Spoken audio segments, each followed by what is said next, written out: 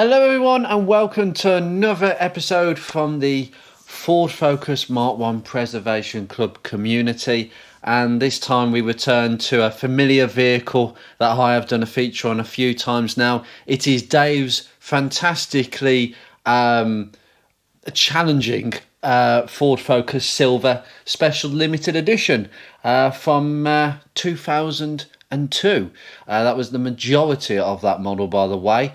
Strangely, there is a very late 2001 Silver in existence somewhere. Someone's got one. But apart from that, they're all 2002 registrations, and a very limited edition. Only a couple of thousand were made. Rather less than some limited editions for the Focus Mark 1.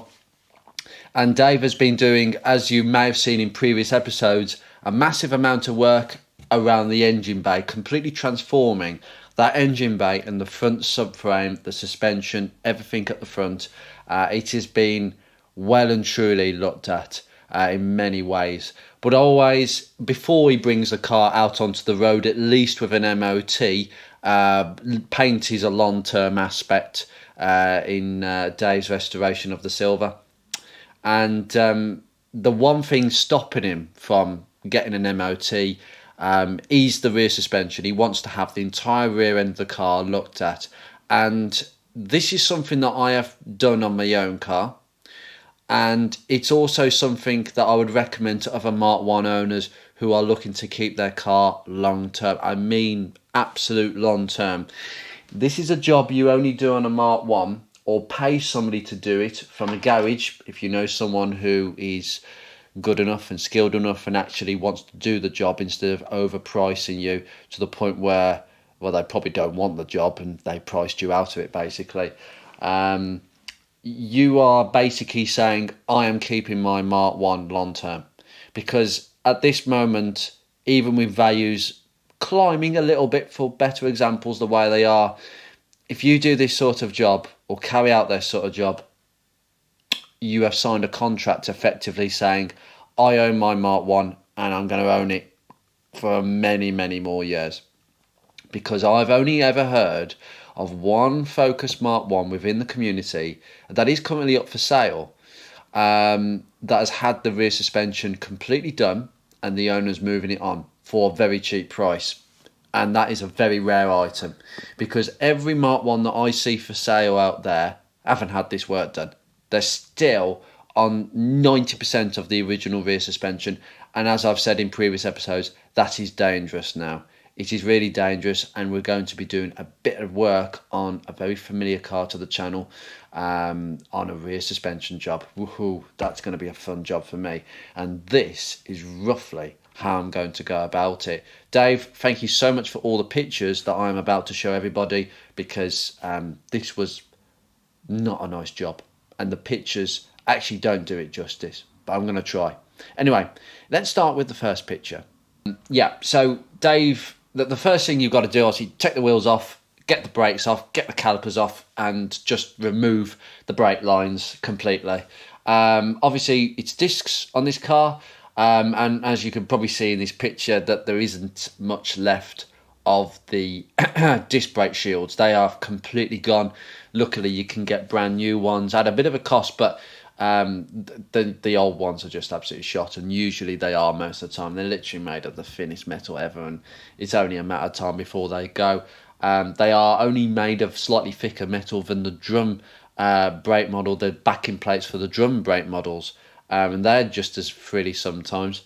So this is what you're encountering, and you've got to take quite a few bolts off. And the main aim of the game here is Dave is doing the whole thing, and this is what I'd recommend. The whole subframe, everything off. You can buy new rear subframes for £200, and that is cheap, I can tell you. For the amount of metal you are buying, that's very reasonable. You could probably get it for less if you hunt.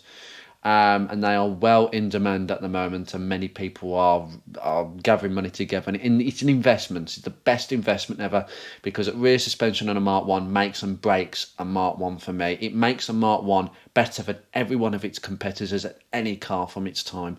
So to have a rear suspension done properly is a must if you want a correct and quality Mark 1 driving experience and ownership experience. Otherwise, you're never going to experience the joy of what they actually should feel like. So mainly that's the first picture, and the main aim is to get the trailing arm hub. So remember, we're talking about the control blade. So in this picture, the trailing arm that goes towards the trailing arm bush at the front on the left hand side of this picture, that is what we want to release. The trailing arm is part of the hub that keeps like the whole stub axle assembly in place. Okay, we want to detach that from the shock absorber and detach it from the bottom arm at the back, the banana arm and the radius arm. So we are detaching that arm completely from the car. And remember, with the trailing arm, it's just 2 single bolts, and they'll come out pretty nicely, to be honest, with a good breaker bar. They will come out nicely. The rest of it, I can't say the same for. Unfortunately, blow torches, angle grinders, you're just going to have to use them. A lot of garages don't like doing this whatsoever.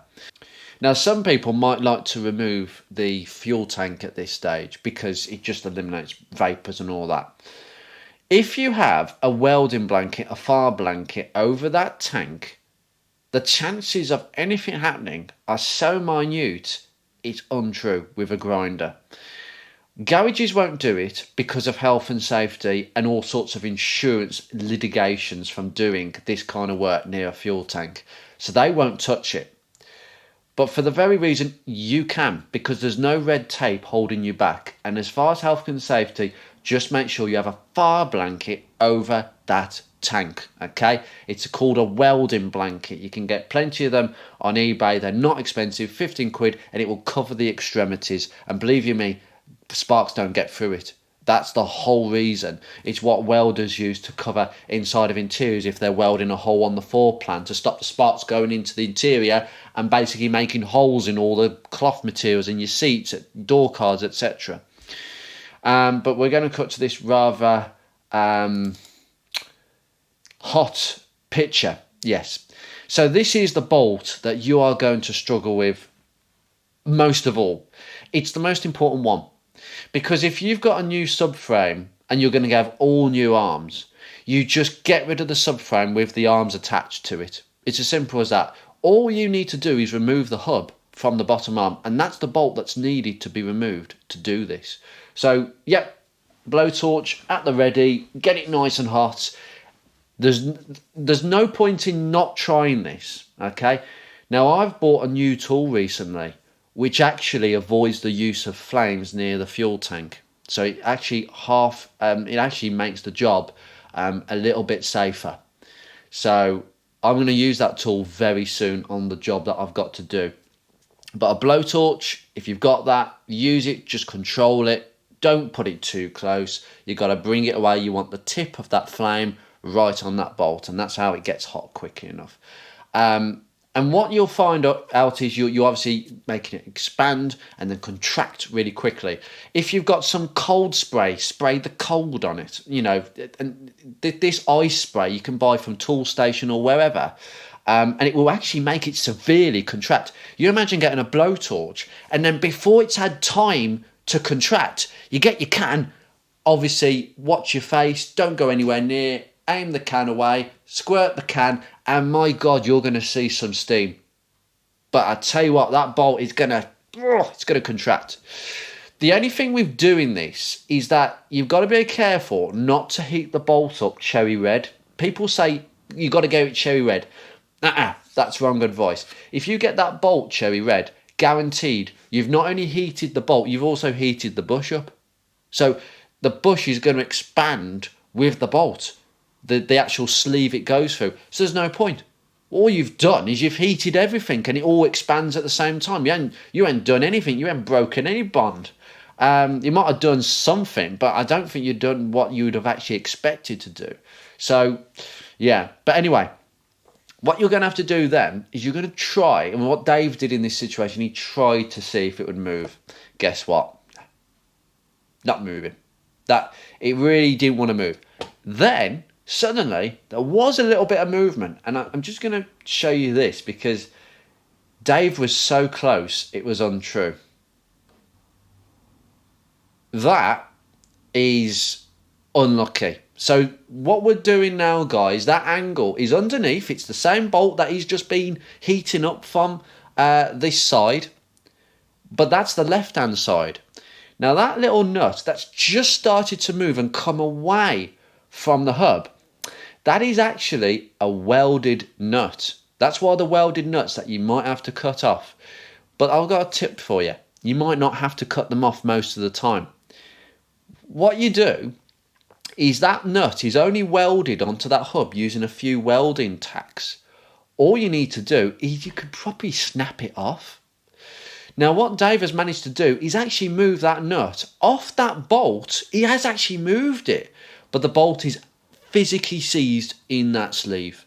But what he's tried to do is get that nut away to allow him a little bit more movement. But unfortunately, as things tend to happen, it got stuck in that position because the end of the threads are the rustiest things. In fact, you can't see any thread. So that bolt would have snapped. And that's the recommendation I have.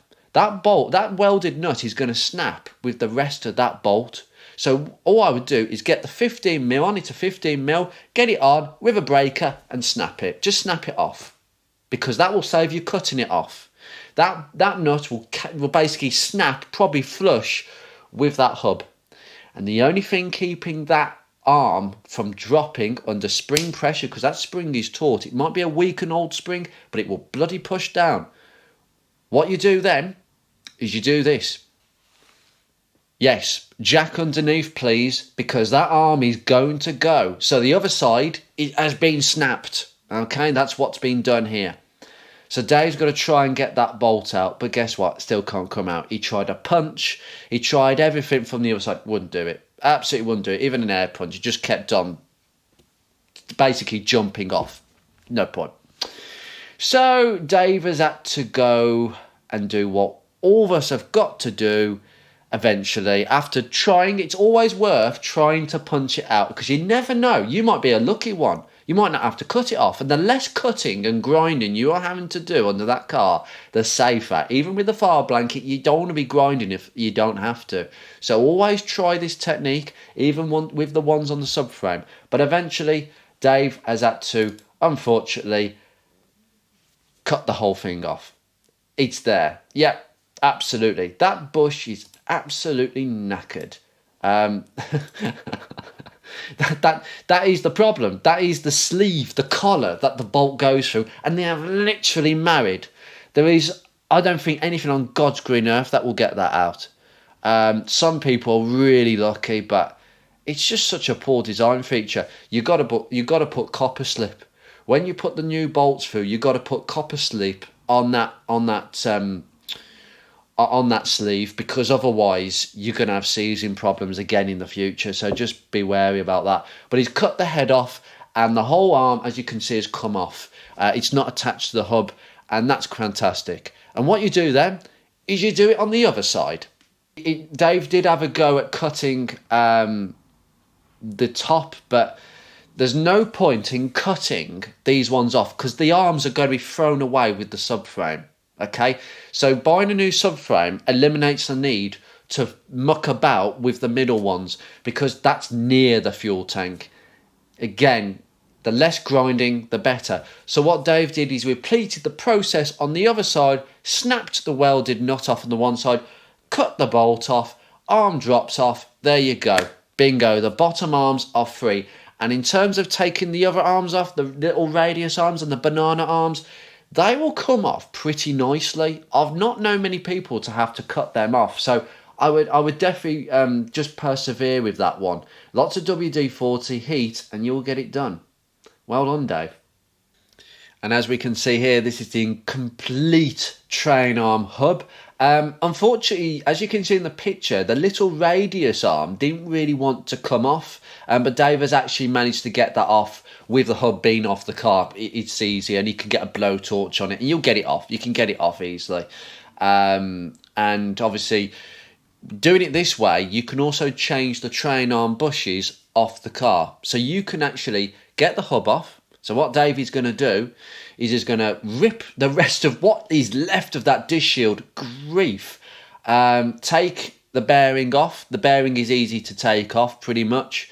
and that will come off with just leaving the stub axle in place on the hub, and you can get the hub all powder blasted and coated, and it'll be great. And just put the new train arm bush on in out of the car. Just make sure it's lined up. Make a paint mark where the shaft is, where that bush sits. Okay, make a paint mark and get the new one lined up in the same line, and you're done. Absolutely fantastic. And then after disconnecting the anti-roll bar, the anti-roll bar, by the way, is going to come off with the subframe, and Dave is going to take the anti-roll bar, well, basically loosen all the bolts for that hold the D bushes to hold the anti-roll bar onto the subframe, and that's easy enough. It's better to do that off the cart as well. And here's a picture of the subframe on the floor.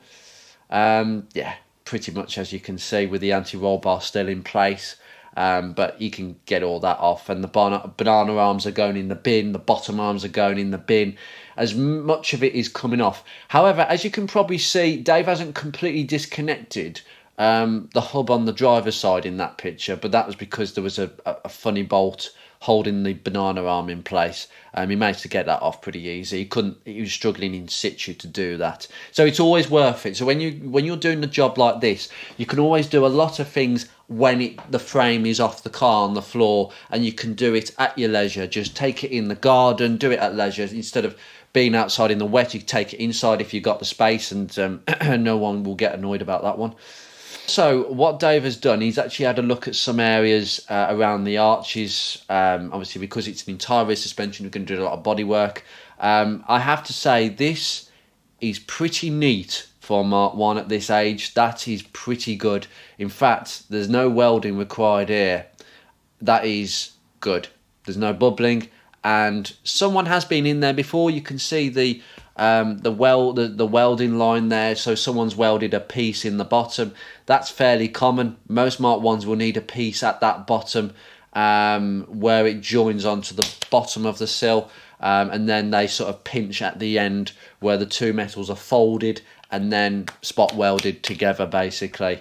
So yeah, that's fantastic. And the other side, from what I can see here, well, Dave has cleaned a lot of it away. It's also been done, as you can see. It's also had a patch done as well. There's actually a little drill hole there for some reason. I've got a feeling that someone put a hole there to possibly inject some rats. There's a tiny little drill hole there. But honestly, that is absolutely solid. I think most Mark 1 owners would take that any day of the week, and that's a great base to work with. So you must be over the moon, Dave, because that's a really nice base to work with. Now, as I say, the rear suspension is out the way. We have to deal with this infernal fuel tank. So the first thing you've got to do is disconnecting the fuel pipes from the actual filler housing, which is pretty easy. It will come off in one piece, actually. What you need to do is, I'm going to point something out here that this is the second time I've seen this now. So in the picture, you've got two hoses. The bottom hose is the filler hose, and that hose you need to change, and Dave has bought a brand new one. It is something that I've banged on about before. That is a 40 quid hose from Ford, and if you can get them now, because if they run out, that's a tricky one to replace. You're going to have to find a custom hose that will be the right shape, and it's not a straight piece, by the way. It's not as simple as getting the right diameter and having a straight piece. It actually curves into the tank. And it's held down by a couple of Jubilee clips. Luckily, the Jubilee clip on that one is facing in the downwards direction, the south direction, so you can access it from the bottom.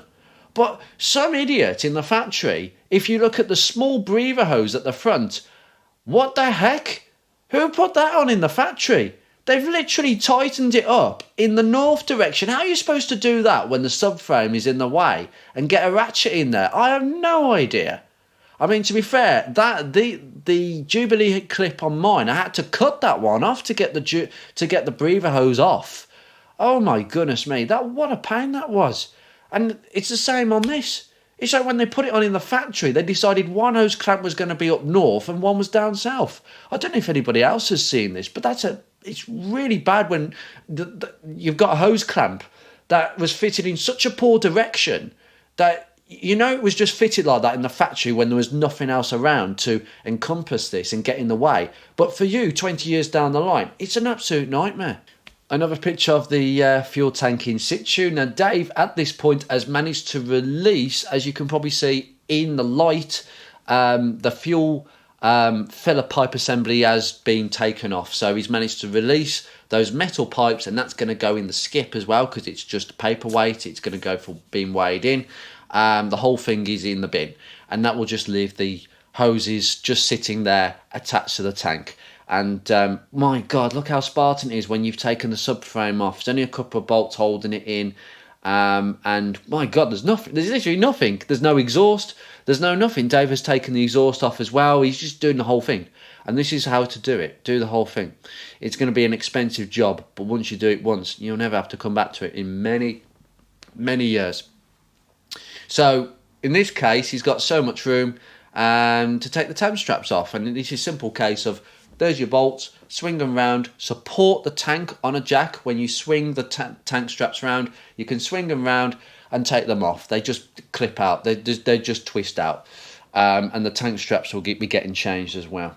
And the fuel tank is fully released, as we can see. So yeah, always the dirtiest spot in the car, where there's a sort of spider zone where I've had in the Mark III Fiesta, where you got the tank and the body.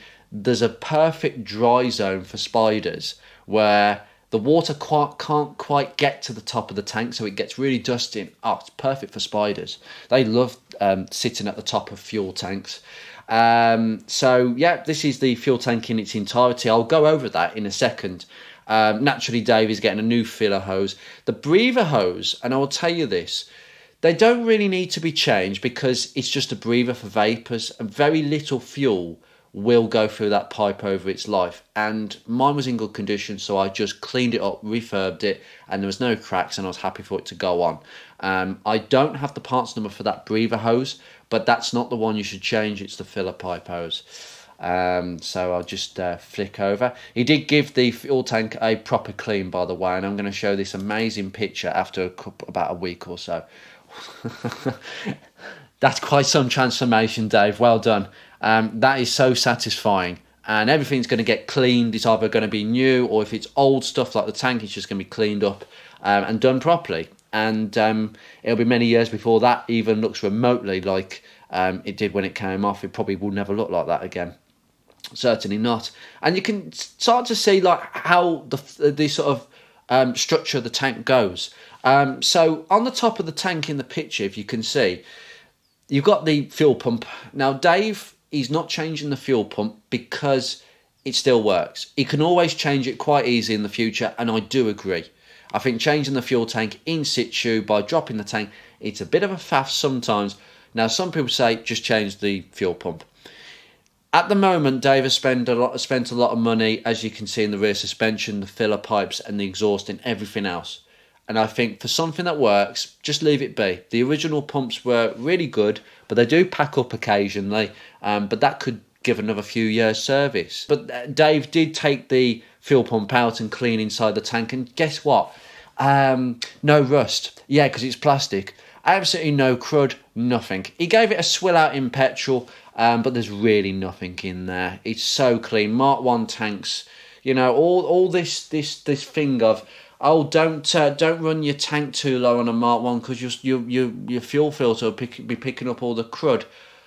No, I'm sorry. I think this is, no, there's no such thing. That is advice for people back in the day when steel fuel tanks were a thing with rust and sediment. Yes, on those cars it's critical, but on modern cars, that rumour doesn't exist now. You would really have to do some damage or leave fuel in there for 15 years before it turns to sand and varnish to get a problem with fuel delivery. And even then, you've got a bag on the fuel filter, you've got a fuel filter externally to the fuel tank. You've got these safeguards in place to make sure that your injectors are never going to get blocked, which is why you rarely have a problem with the injectors on a Mark 1. It just doesn't happen. But you've got on the top 2 anti-rollover valves, so the car tips over in an accident, those valves will shut off and stop fuel from actually overspilling out those pipes. In fact, what it will do, if those valves weren't there, though they are basically to extrude some excess of fuel vapor as well, and they will go into the charcoal canister at the back that you can see there, and it is literally a charcoal canister. And what would happen in a rollover situation without those valves is fuel would just go down those vapor lines into the charcoal canister, and then what it would do is you'll see a little breather hose. I'll just bring you into this picture here so you can see this in more detail. So this is the back of the tank, and what you'll see is at the top of the charcoal canister there's a little breather hose that doesn't appear attached to anything. No, that's a breather. That is simply just on the off chance that there's excessive pressure in the charcoal canister. That's not connected to anything, by the way. It's not connected. So people think that it's almost a completely open system. It's almost a little bit open at the back. It's not a completely closed system, the evap system. There is a little bit of breathing that needs to happen at the top of that charcoal canister. And what would happen in a rollover situation is fuel would come out that line. That's what would happen. So the roll-on valves are there to stop that from happening, to stop the fuel from going down those lines. The roll-on valves can sometimes malfunction, and you might have some smells in the cabin if you were to inappropriately change a fuel pump by cutting an access hatch, which you shouldn't do. And people have complained of smelling fuel vapours afterwards. You'd think that in a closed loop system and a completely sealed fuel tank, you shouldn't smell anything.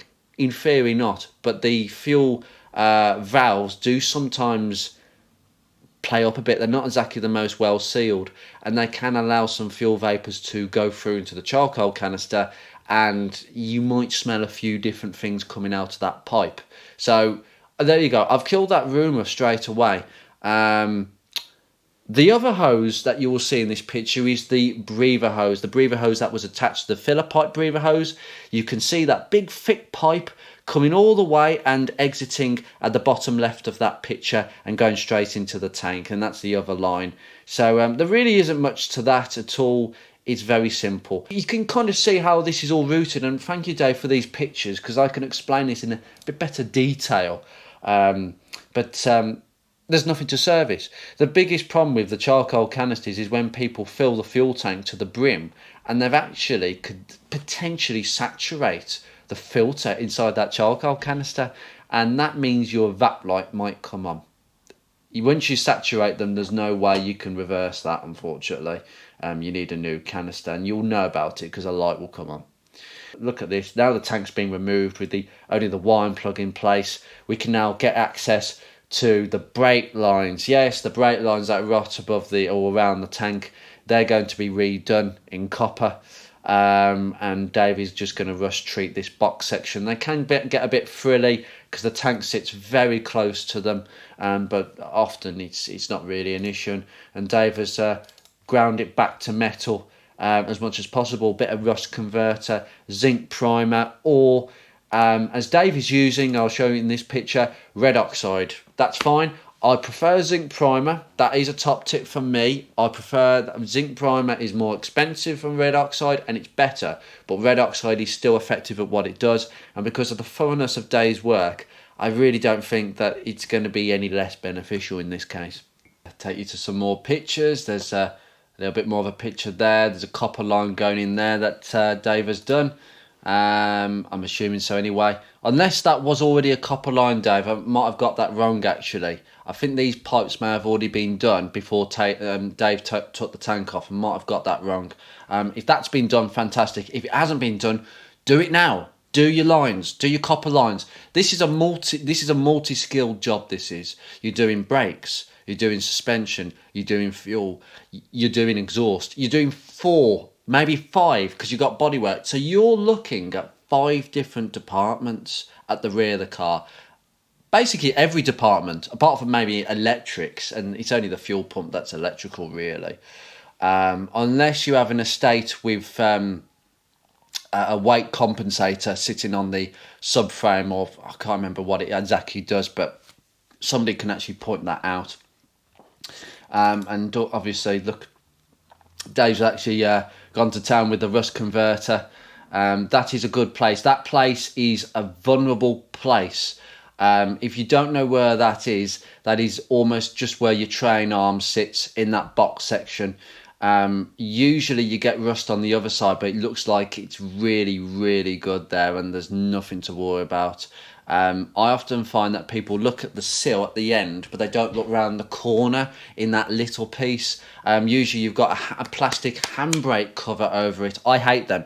I tell you what, those plastic handbrake covers, so you'll have a piece of plastic that will just go on the end. Rip it off, throw it in the bin. I did that with mine years ago. They don't do anything apart from trap dirt between the actual trim and that piece of bodywork in the picture that Dave has just coup rusted, I believe. I think he's using coup rust if the picture depicts. It's very bubbly, that rust converter. And I really would recommend throwing them in the bin. Anything that traps moisture, please just throw it in the bin. Dave has done some work on the back side of the car. Just done some red oxide here, and he's obviously got some machine silver just to spray it up, just to make sure that that slam panel is in really good nick. And I'll tell you something, that slam panel is in good condition, because a lot of slam panels, I'll tell you something, there are a number of Mark 1s who I'm aware have suspicious areas in that part of the car. It's covered up by the bumper, and you only know until you take the bumper off what the damage is, and you might discover some holes. It's very thin pieces of steel, and it will need to be welded. I mean, you're never going to get the shape back unless you want it concourse. You just have to put some very thin sheet steel just to get the structure back in that slam panel. But it really is quite flimsy, and that's not where the strength is. The strength is in the box sections going to the crash bar. Just some more pictures here. It's just looking superb. He has spent a lot of time cleaning up every area underneath that section. It's absolutely fantastic. And I've got some news. We have had some paintwork done. Yes, anti-roll bars, the crash bar, the hubs. Yes, they are looking much better in this picture. And this is the most time consuming bit, by the way, guys. Not the work that Dave's done on the car to get it all off. It's when you're in the house, in the workshop, cleaning all these bits up, and then working out what bits go where, what bits do I need, is there anything I've missed, anything that doesn't look right. And this takes ages. This has taken Dave months and months and months. Leave that picture there, sprayed up in machine silver. Utterly superb. And as really a final picture in this video, we had a really nice delivery just a few days ago before this video was filmed. Yeah, I wouldn't want to fit that to the car. It looks so nice. Should put that on the mantelpiece. Well, a bit too heavy, a bit too big, but still, I think I'd be taking that to bed with me. And just stroking it, because it'll be a serious case of you'll never look as good as this today. It's true. I can't believe that we can now get new rear subframes for these cars. It was a real problem years ago. I believe the reason that many manufacturers are starting to do this is because there's a market for it, but also all these Ford 25-year-old patents, they're all up. They're up. Anybody can make these parts now, and they're made really well. Time will tell to see whether the stone chipping that was applied to these bits and pieces were actually really good. And time will tell to see if they are as durable as the originals. But to be fairly honest with you, because we look after our cars now, and Dave is going to Dynax the car, not Lanagard, it has to be Dynax, because the prep work with this is high end. You must use built hammer Dynax if you're doing high prep. Lanagard is low prep. You might see in the picture some KYBs as well, some new shockers. There's a few things being changed as well. But it's going to be protected. it's not going to be exposed to the elements that it was once exposed to for many years, and it will last for the rest of the car's life. I honestly believe that if you do this job once, most of this will last the rest of the car's life, particularly in preservation, where the mileage of this car is going to be very low. It's going to be taken to shows and used as an enjoyment car and exposed to as least damp and rain on the roads, and absolutely no salt at all, hopefully, as possible. And that way it will last forever, for the rest of the car's life. It's as simple as that, guaranteed. Anyway, guys, I hope you have found this episode quite interesting. I might just leave one little picture that I completely forgot to put in there. Of course, an exhaust, a genuine Ford exhaust back box that Dave has acquired. I believe a genuine one. I'm assuming it is, Dave. With high temperature silver. There you go. My trademark paint that I always use for my cars. But anyway, I'm going to leave this here. I hope this has inspired people and shown people that, you know, this is what work is required. It's not for the faint-hearted, but it will separate the Mark 1 owners, whether you can do this work or whether you pay somebody to do this. If you want to pay somebody to do this amount of work, parts and labour alone, you're going to be set back about £1,500, I reckon, and to do the whole thing.